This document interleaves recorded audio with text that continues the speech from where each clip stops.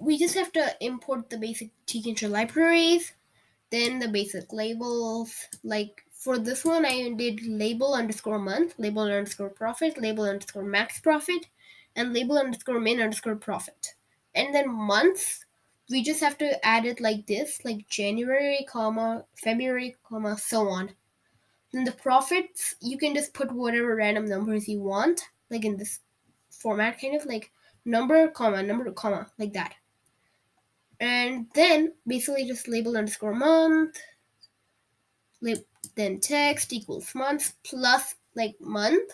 So it will actually give us, so months equals, and then it will give us this list.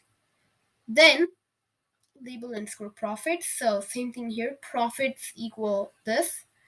And yeah, so max profit will show us the max profit using this.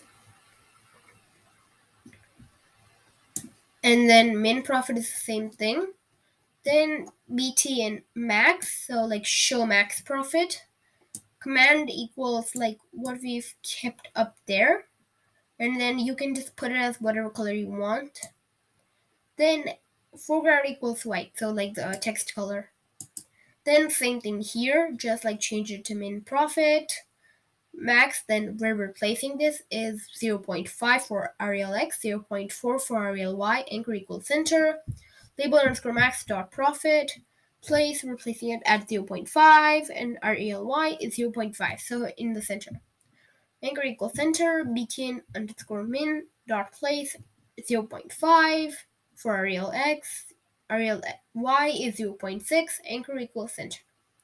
Label underscore min underscore profit dot place Arial X equals 0.5, comma, Arial Y equals 0.7, comma, anchor equals center.